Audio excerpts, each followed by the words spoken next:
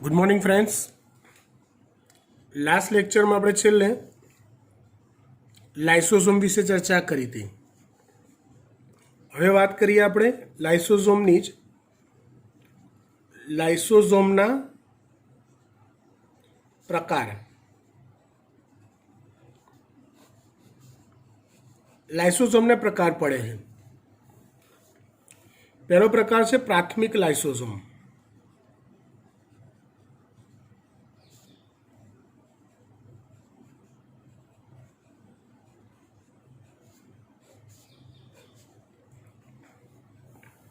પહેલો પ્રકાર છે પ્રાથમિક લાઇસોઝોમ. પ્રાથમિક લાઇસોઝોમ એટલે શું? તો ગોલ્ગી કાયમાંથી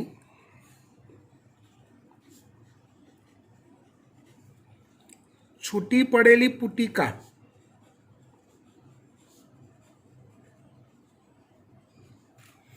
ગોલ્ગી કાયમાંથી છૂટી પડેલી પુટિકા તાત્કાલિક છૂટી પડેલી, હાલ જ, હમણાં જ, કે જેમાં નિષ્ક્રિય પ્રકારના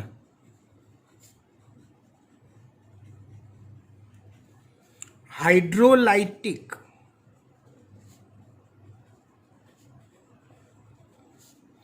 ઉત્સેચકો રહેલા હોય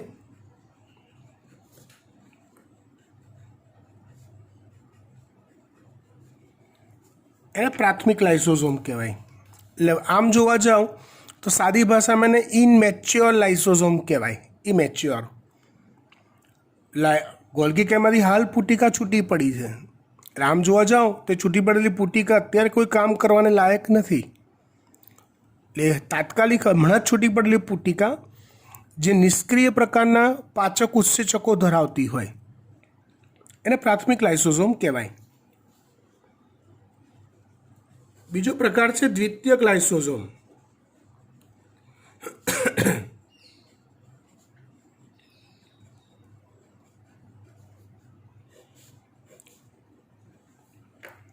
દ્વિતીયક લાઇસોઝોમ એટલે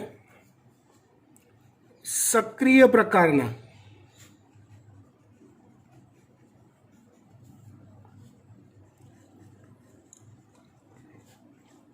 હાઇડ્રોલાઇટિક ઉત્સેચકો ધરાવે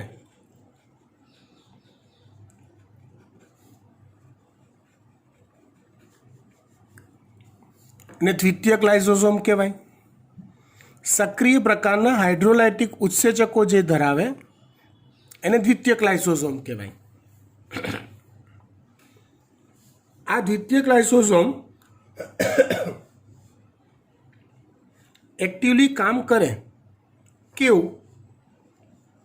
તો કે ઘન ભક્ષણનું,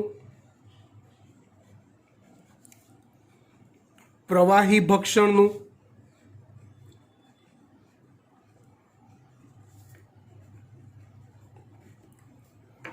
ઘન ભક્ષણ એટલે કોષની બહાર રહેલા કોઈ ઘન પ્રકારના કે કોષની અંદર રહેલા કોઈ ઘન પ્રકારના બિનજરૂરી અણુ હોય એનું વિઘટન કરવું એને ઘન ભક્ષણ કહેવાય.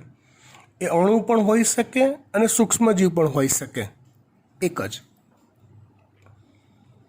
બિનજરૂરી કે વિષકારક ઝેરી પ્રવાહી હોય એનું વિઘટન કરવાનું હોય તેને પ્રવાહી ભક્ષણ કહેવાય, કોષની અંદરનું કે બહારનું. તો એવા કામ કરતા જે લાઇસોઝોમ છે જેને એક્ટિવ લાઇસોઝોમ કહેવાય એને કહેવાય છે દ્વિતીયક લાઇસોઝોમ. ત્રીજો પ્રકાર છે અવશિષ્ટ કાય.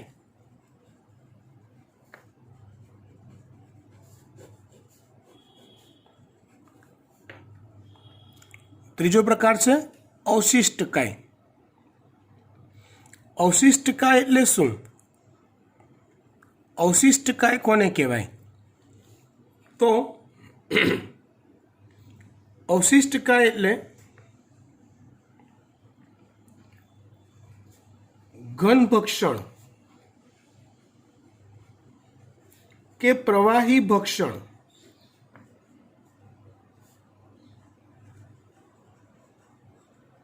ઘન ભક્ષણ કે પ્રવાહી ભક્ષણ દરમિયાન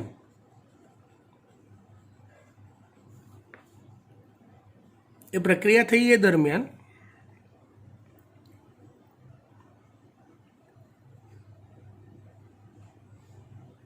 પ્રક્રિયા અંતે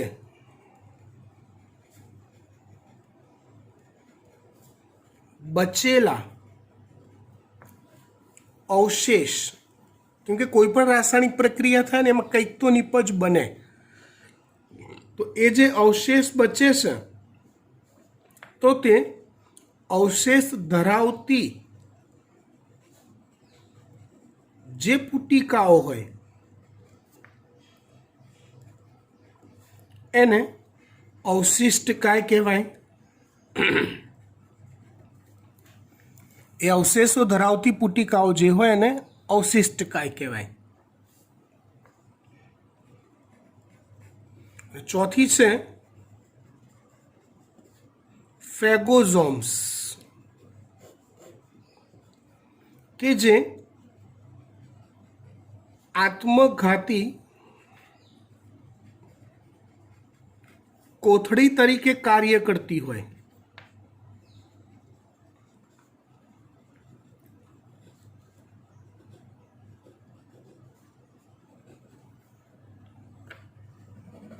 એક જ મિનિટ.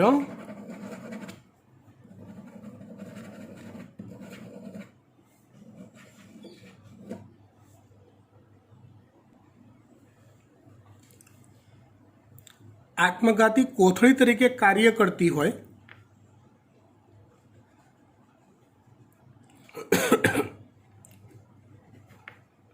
તેને ફેગોઝોમ્સ કહેવાય.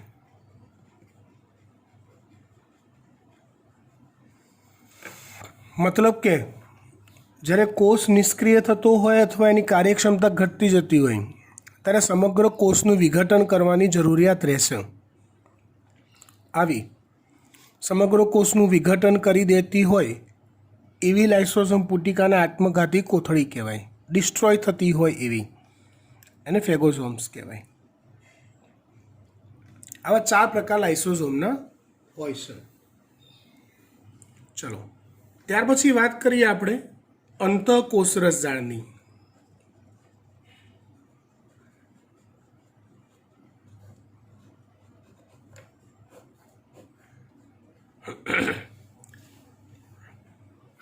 કોની વાત કરીએ? અંતઃકોષરસ જાળની. અંતઃકોષરસ જાળ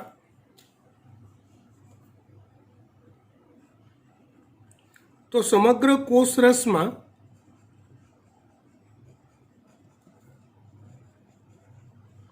જાળની માફક પથરાયેલી હોય છે.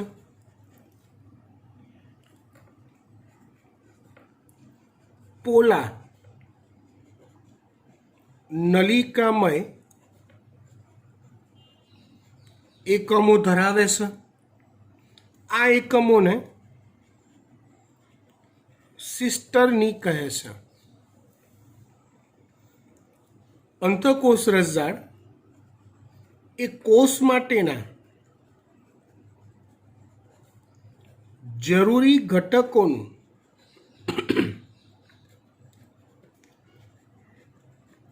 સંશ્લેષણ કરે છે.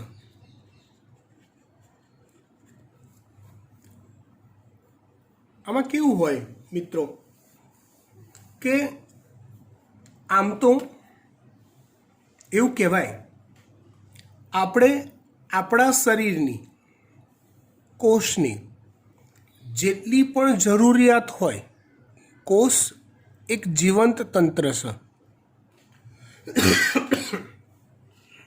એક મિનિટ.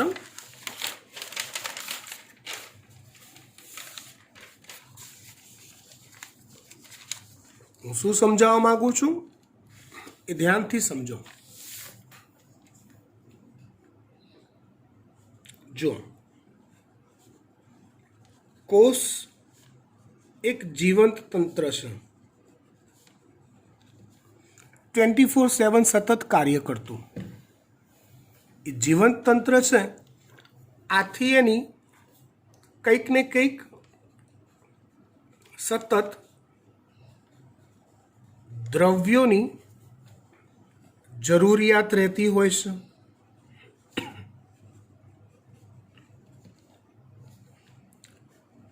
આ દ્રવ્યોની કોષોની માંગ બે રીતે પ્રોવાઈડ થતી હોય. કેટલાક દ્રવ્યો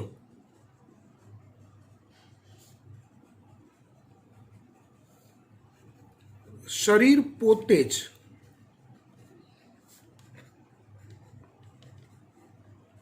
નિર્માણ કરતું હોય છે. જસ્ટ ફોર એક્ઝામ્પલ હું તમને કહું કે ગ્રોથ હોર્મોન, તો તમને સમજાય એવી વાત કરું તો પિચ્યુટરી ગ્રંથિમાંથી જ ઉત્પન્ન થતો એક અંતઃસ્ત્રાવ છે ગ્રોથ હોર્મોન. એ ઉત્પન્ન થયા પછી રોજ ડેલી દરેકે દરેક કોષોના સંપર્કમાં એકવાર આવે છે અને ગ્રોથ હોર્મોનનો સંપર્ક જ એ સંદેશ હોય છે કે આપણું શરીર જીવે છે, તમે કામ ચાલુ રાખો. આપણું શરીર જીવે છે, તમારે કામ ચાલુ રાખો. તો દાખલા તરીકે ગ્રોથ હોર્મોન, તો ગ્રોથ હોર્મોન જ પિચ્યુટરીમાંથી ઉત્પન્ન થાય.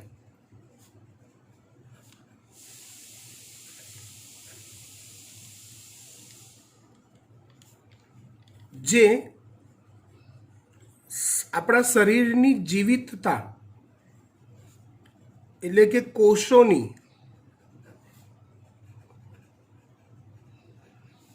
જીવિતતા માટે જરૂરી છે.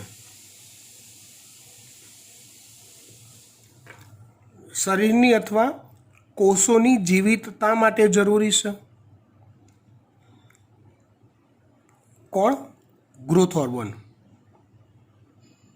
તે ઉત્પન્ન થાય છે શરીરમાંથી, પણ કોષોને કાર્ય ચાલુ રાખવા માટે પ્રેરે છે.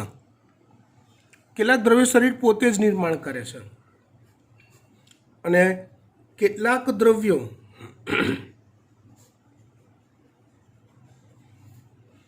એ ખોરાક સ્વરૂપે આપણે બહારથી પ્રોવાઈડ કરીએ છીએ.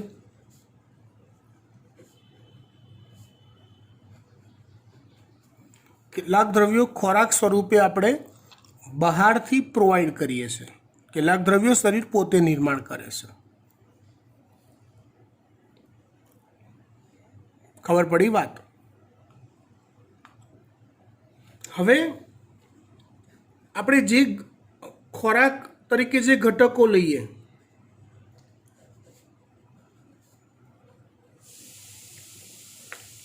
અને કોષની જરૂરિયાતના ઘટકો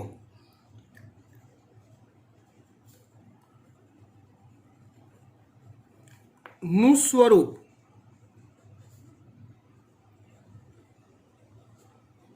જુદું જુદું હોય છે. પ્રક્રિયા કંઈક આ રીતે કામ કરે છે. જટિલ ખોરાક હોય, એનું પાચન માર્ગમાં પહેલાં તો પાચન થાય.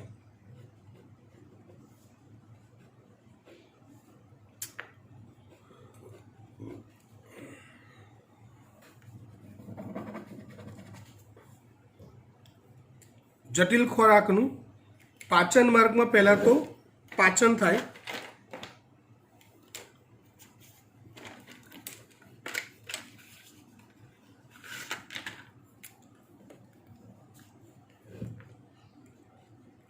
એ પાચન થયા પછી એ સરળ સ્વરૂપમાં ફેરવાય. સરળ સ્વરૂપ એટલે શું? તો કે કોષોના કોષરસ પટલમાંથી પસાર થઈ શકે તેવા સ્વરૂપમાં ફેરવાય. અને એ સરળ સ્વરૂપ કોષોના કોષરસ પટલમાંથી પસાર થાય અને ત્યાર પછી કોષ દ્વારા પોતાની જરૂરિયાત અનુસારના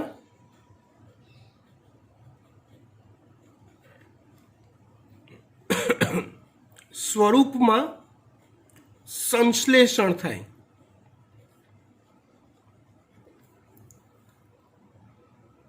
આ જે ત્રીજા નંબરનું કામ છે એ અંતઃકોષરસ જાળ દ્વારા થાય છે.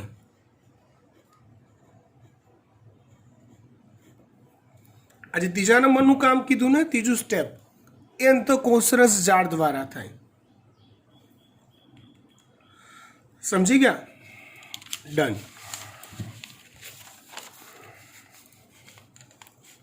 અંતઃકોષરસ જાળના બે પ્રકાર હોય જે આપણને ખબર છે.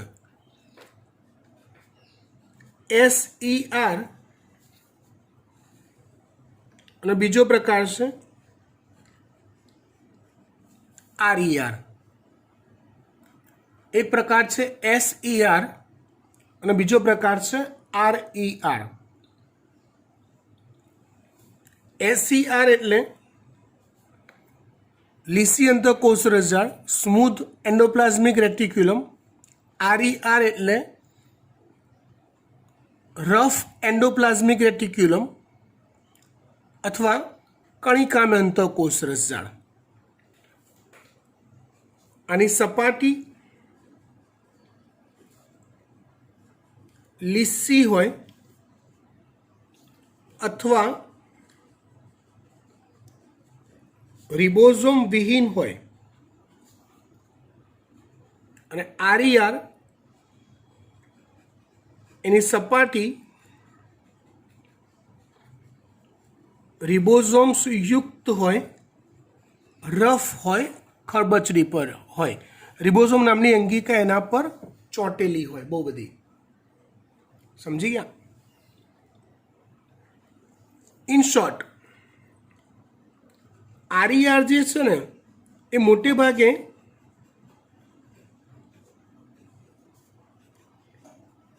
પ્રોટીનનું સંશ્લેષણ કરે છે.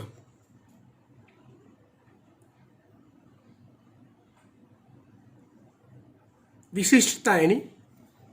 બાકીના કોષના જરૂરી દ્રવ્યનું સંશ્લેષણ તો બંને કરે, પણ RERના મોટે ભાગે પ્રોટીનયુક્ત દ્રવ્યોના સંશ્લેષણમાં સંકળાય. જ્યારે SER જે છે એ લિપિડના સંશ્લેષણમાં સંકળાય છે.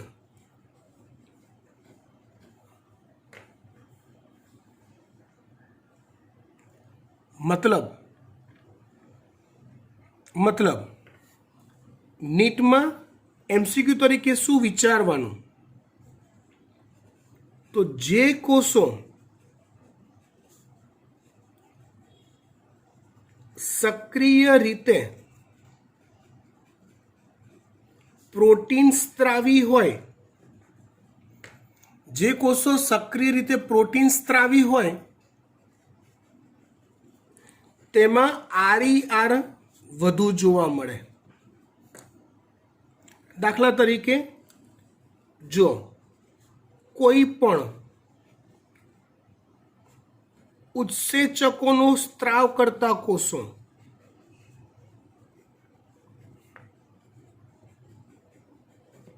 એમાં RER હોય, કેમ કે ઉત્સેચકો મૂળભૂત રીતે પ્રોટીનના બનેલા છે. જસ્ટ ફોર એક્ઝામ્પલ, પાચન માર્ગમાં ખોરાકનું પાચન કરવા માટે વિવિધ ઉત્સેચકોનો સ્ત્રાવ થાય છે. હા, તો એ ઉત્સેચકોનો સ્ત્રાવ કરતા જે કોષો છે એ બેઝિકલી RER હોય, એની અંદર RERનું પ્રમાણ વધુ જોવા મળે. પ્રોટીનયુક્ત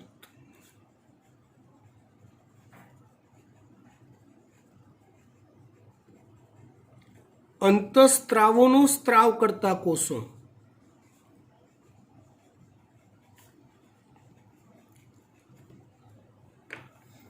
એટલે અંતઃસ્ત્રાવના ચેપ્ટરમાં આવું આવશે કે આવે છે કેટલાક અંતઃસ્ત્રાવ પ્રોટીનના બનેલા હોય છે. તો જે અંતઃસ્ત્રાવ પ્રોટીનના બનેલા હોય એ અંતઃસ્ત્રાવનો સ્ત્રાવ કરતી જે ગ્રંથિ હોય એના કોષોમાં RER વધુ પ્રમાણમાં જોવા મળતી હોય. દાખલા તરીકે આપણે લઈએ તો પિચ્યુટરી ગ્રંથિ.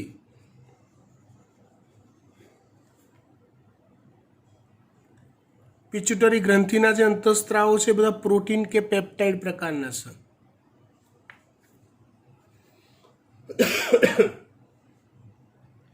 ત્યાર પછી સ્વાદુપિંડ ગ્રંથિ, જેમાં ઇન્સ્યુલિન અને ગ્લુકાગોન અંતઃસ્ત્રાવનો સ્ત્રાવ થાય, એ પણ પ્રોટીન પ્રકારના છે.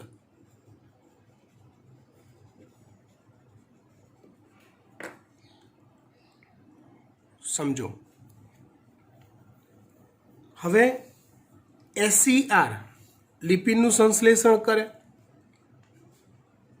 એટલે જે કોષો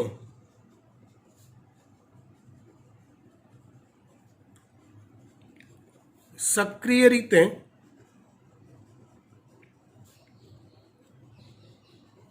લિપિડ સ્ત્રાવી હોય તેમાં SER વધુ પ્રમાણમાં જોવા મળે છે. જે કોષો સક્રિય રીતે લિપિડ સ્ત્રાવી હોય તે કોષોમાં SER વધુ પ્રમાણમાં જોવા મળે છે.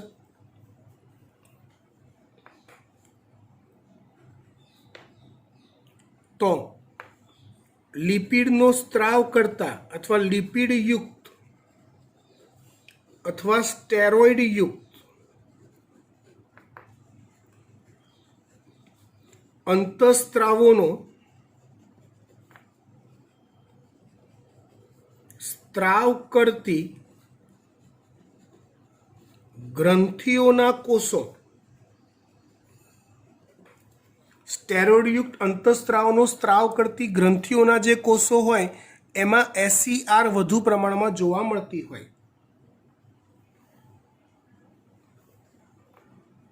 દાખલા તરીકે તો અંડપિંડ, એમાંથી ઉત્પન્ન થતા અંતઃસ્ત્રાવ યાદ કરી લો.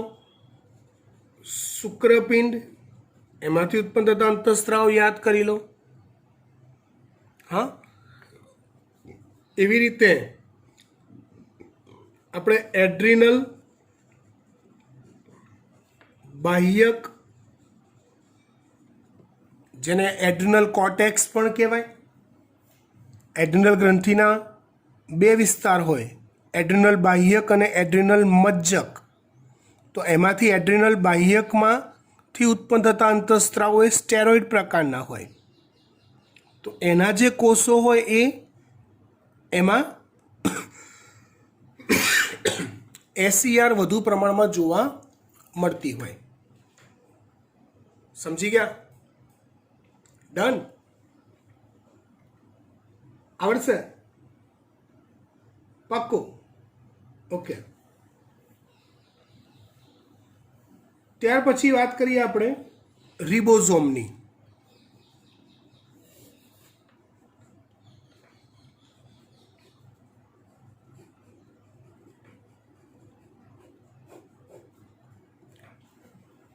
જો એ પ્રોટીન સંશ્લેષણનું કાર્ય કરે છે, એના બે ઉપએકમ હોય. આ બધી વાત તો આપણે ભણી ચૂકેલા છે. કામની વાત કરીએ તો સુકોષ કેન્દ્રી કોષોમાં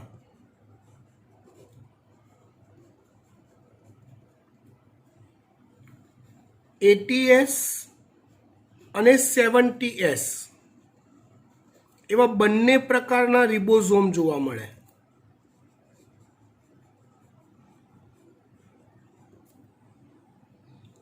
કોષરસમાં મુક્ત રિબોઝોમ,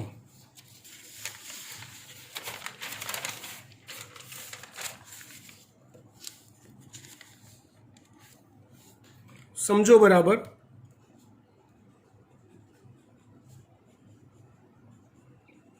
કોષરસમાં મુક્ત રિબોઝોમ કે RER પર કે કોષ કેન્દ્ર પટલ પર ચોંટેલા રિબોઝોમ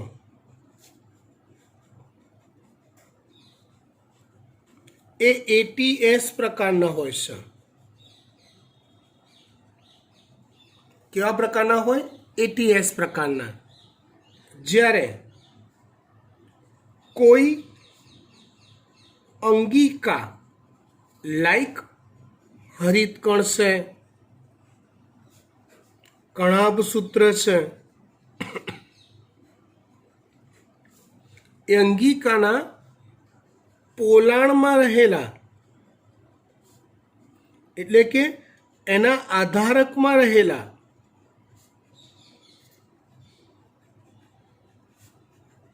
જે રિબોઝોમ્સ હોય એ 70S પ્રકારના હોય છે. જ્યારે જે આદિકોષ કેન્દ્રી હોય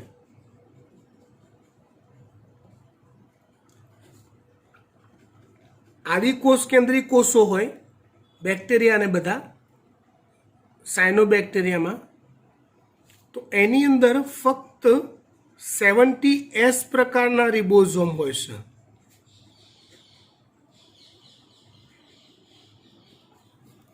એમાં ફક્ત 70S પ્રકારના રિબોઝોમ હોય છે. બરાબર.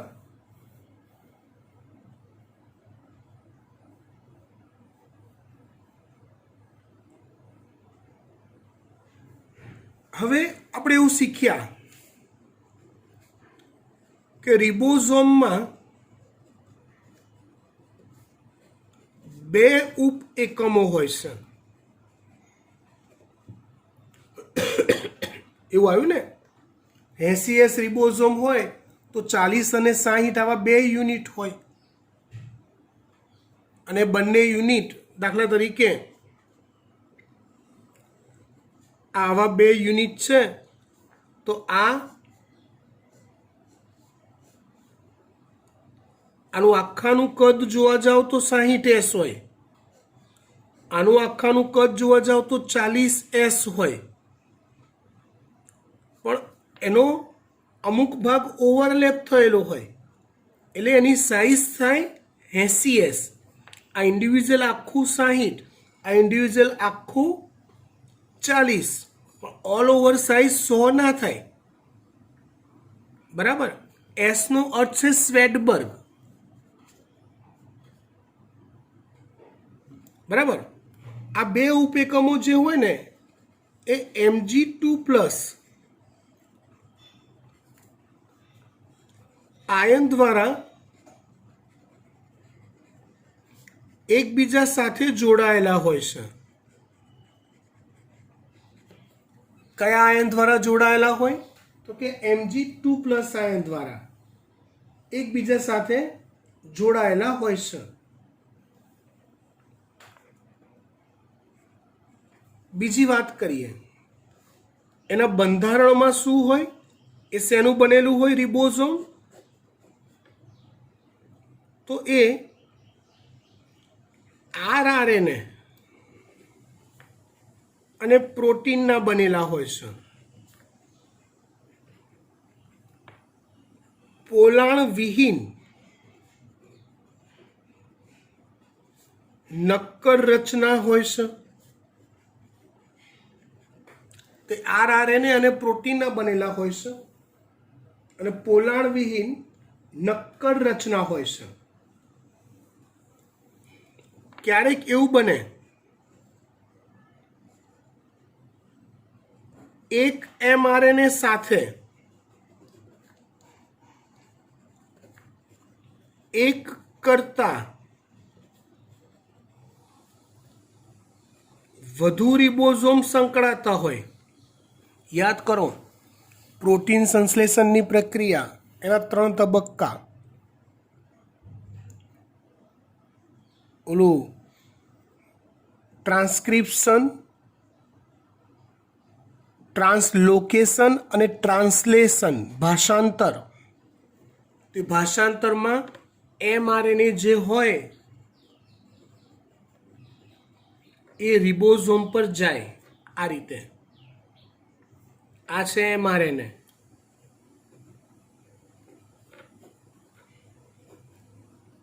આ છે રિબોઝોમ્સ, એના પર જાય છે. સમજો વાત બરાબર. તો એક mRNA સાથે જો એક કરતાં વધુ રિબોઝોમ સંકળાયેલા હોય તો તેને પોલિસોમ કે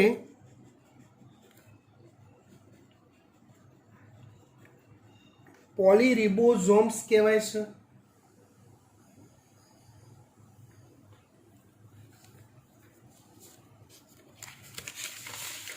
આપણી જાણકારી માટે અને નીટ માટે બી કોઈક એમસીક્યુમાં પૂછાતું હોય છે કે ભાઈ ટ્રાન્સલેશનની પ્રક્રિયામાં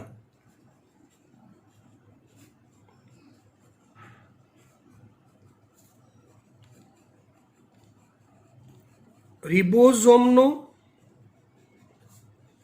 કયો ભાગ mRNA સાથે જોડાય છે?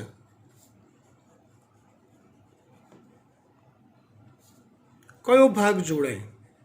તો જે મોટો ઉપએકમ હોય ને, જે મોટો ઉપએકમ હોય એ જોડાતો હોય છે. કયો ઉપએકમ જોડાતો હોય છે?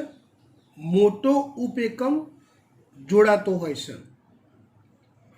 આ મોટો ઉપએકમ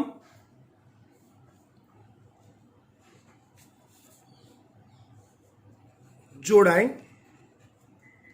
આ મોટો ઉપએકમ એ પેપ્ટિડાઇલ ટ્રાન્સફરેઝ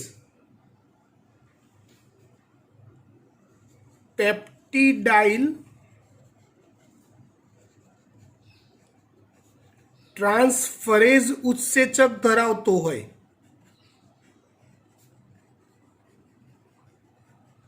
કયો ઉત્સેચક ધરાવતો હોય? તો પેપ્ટિડાઇલ ટ્રાન્સફરેઝ ઉત્સેચક ધરાવતો હોય, જે પોલીપેપ્ટાઇડના નિર્માણ માટે જરૂરી છે. કોના નિર્માણ માટે જરૂરી છે? પોલીપેપ્ટાઇડના નિર્માણ માટે જરૂરી છે. કોણ? પેપ્ટિડાઇલ ટ્રાન્સફરેઝ ઉત્સેચક.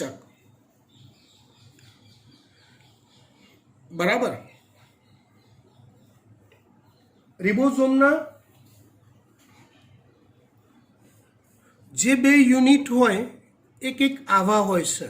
એના આકાર અને કદ કંઈક આવા હોય, શેપ વાઇઝ.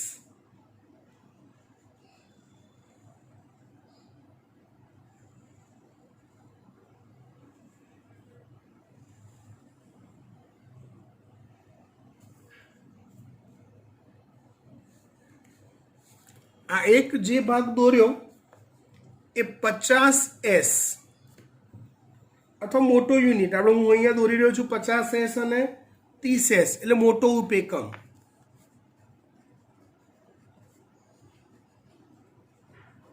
એક આવો આકાર ધરાવે, જેમાં આ જે રચના છે એને પ્રવર્ધ કહેવાય.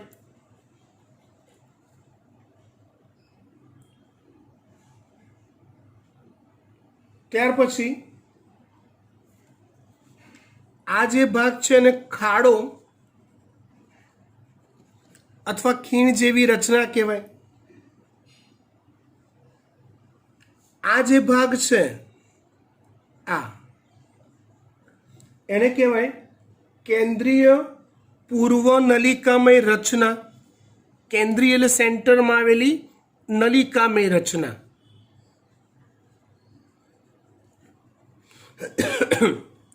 કેન્દ્રીય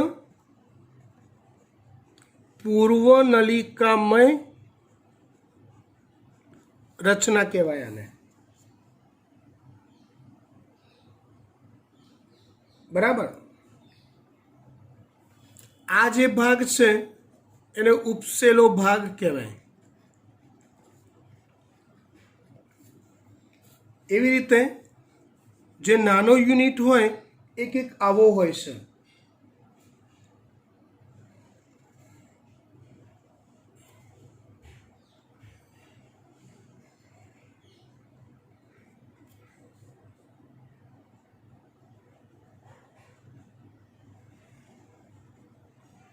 આવો હોય, જેમાં આ ભાગને ખાંચ કહેવાય છે.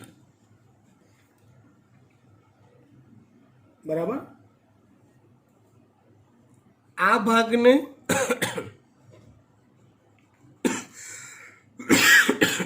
નિયત રચના કહેવાય છે. ઉપરનો આ જે ભાગ છે એને શીટ્સ કહેવાય છે. નીચેનો આ જે ભાગ છે એને પાયો અથવા બેઝ કહેવાય છે. બરાબર. રિબોઝોમની ચર્ચા અહીંયા પૂરી થાય છે. રિબોઝોમ સુધી આપણે રાખીએ છીએ. ફરી એકવાર હું ક્લિયર કરી દઉં. હોમવર્કમાં તમારે આ જેટલું બી હું લખાવું છું એ ચોપડામાં ફેરવર્ક કરવું પડશે, પણ it is not a homework. Fair work એટલા માટે કે આપણી પાસે મોબાઈલ જે છે ને ટેકનોલોજીકલ સાધન જે મોબાઈલ છે ને એનો કોઈ ભરોસો નહીં. કાલે હેંગ થઈ જાય, કાલે બધું અચાનક બધું ગુમ થઈ જાય, ફોર્મેટ મરાવવી પડે, ત્યારે આખું બાયોલોજી ફોર્મેટ થઈ જશે અંદરથી. એટલે જે પેજીસ વોટ્સઅપ પર ગ્રુપમાં સેન્ડ થયા હોય, આપણા ફોનમાં સ્ટોર થઈ ગયા હોય, એ ચોપડામાં ઉતારવા જરૂરી છે. માટે ચોપડું જોઈશે. રાઈટ. એટલે એના માટે એકવાર ફેર વર્ક કરી દેવાનું. હોમવર્કમાં ચાલેલા ટોપિક કયા કયા આજના? તો કે લાઇસોઝોમના પ્રકાર, તે તો લાઇસોઝોમમાં ગણી લેજો. અંતઃકોષરસ ને રિબોઝોમ, તો એના જે MCQs આપણે સોલ્વ કરેલા હોય એ MCQs સોલ્વ કરેલાનું પ્રૂફ એઝ એ હોમવર્ક તમારે ગ્રુપમાં નાખવાનું છે.